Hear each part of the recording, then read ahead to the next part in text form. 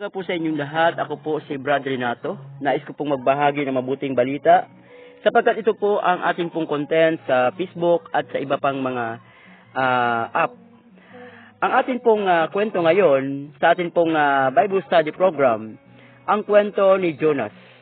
Ito po ay mababasa natin sa aklat ng Jonas chapter 2, verse 1. Basahin po natin, sa kaibuturan ng aking problema, tumawag ako sa Panginoon at sinagot niya ako. Ang kwento, inutusan ng Diyos si Jonas na pumunta sa lungsod ng Ninive para sabihan ang mga tao na magsisi sa kanilang kasalanan. Pero ayaw pumunta ni Jonas, tumakas siya at sumakay ng barko papunta sa ibang lugar para iwas sa utos ng Diyos. Dahil dito, nagpadala ang Diyos ng napakalakas na bagyo. Natakot ang lahat ng sakay at nalaman nilang si Jonas ang dahilan ng unos. Kaya napagdesisyonan nilang itapon siya sa dagat para tumigil ang bagyo at iligtas sila. Pagkahagis kay Jonas sa dagat, nilamon siya ng malaking isda at nanatili sa loob nito ng 3 araw at 3 gabi.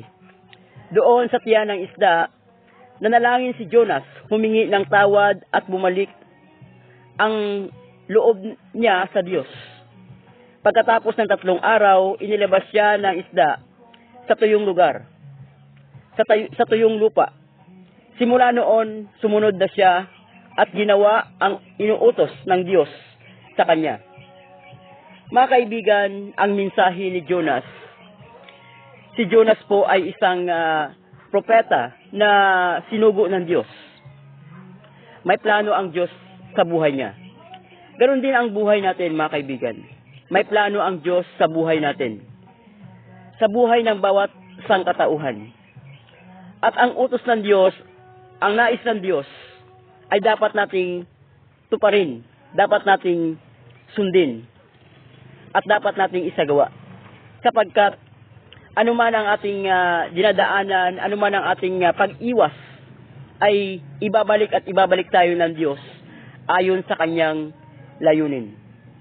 Ang mensahe po, hindi tayo pwedeng tumakas sa plano at pagmamahal ng Diyos.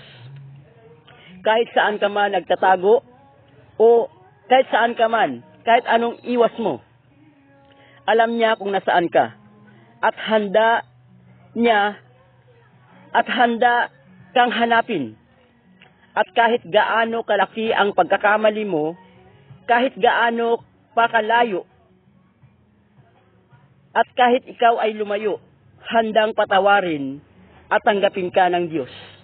Basta babalik ka at mananalig sa Kanya. Mga kaibigan, bago po tayo magtapos, ako po ay humihiling na tayo po ay manalangin.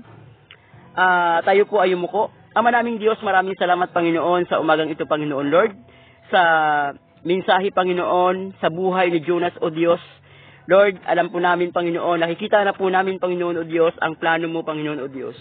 Dalangin po namin, Panginoon, na gamitin niyo po kami, Panginoon, bilang kasangkapan na maibahagi ang iyong mabuting balita, O Diyos, sa sangkatauhan, Panginoon. Gamitin niyo po ang social media platform, Panginoon Lord, upang maibahagi ang iyong mabuting balita. Lord, salamat po, Panginoon. Dalangin ko po, Panginoon, na gamitin niyo po ako, O Diyos. Bigyan niyo po ako ng sapat na katalinuhan, kakayahan, karunungan, Panginoon Lord, na magbahagi at magpaliwanag ng iyong mabuting balita, Panginoon. Ang dalangin po namin, Panginoon, sa gitna ng problema, sa gitna ng pagsubok ngayon, Panginoon, na dumarating sa buong mundo, O Diyos, dalangin po namin na iiwas niyo po kami, Panginoon. Lord, bigyan niyo po kami ng proteksyon, O Diyos, na hindi kami mahirapan at hindi kami mailagay sa mabigat na mga pagsubok. Panginoon, marami pong salamat, O Diyos. Gabayan niyo po kami, Panginoon. Kublihan niyo po kami, Panginoon. At protektahan niyo po kami, Panginoon. Maging ang aming pamilya, O Diyos. Protektahan niyo po sila, Panginoon Diyos. Ito pong aming samot dalangin, Lord, ang mga nakikinig, Panginoon Lord, ang mga patuloy na sumusubaybay sa programang ito, Panginoon Lord, pagpalain niyo po sila, O Diyos. Ito pong aming samot dalangin sa pangalan ng Panginoong Jesus na aming dakilang tagapagligtas. Amen.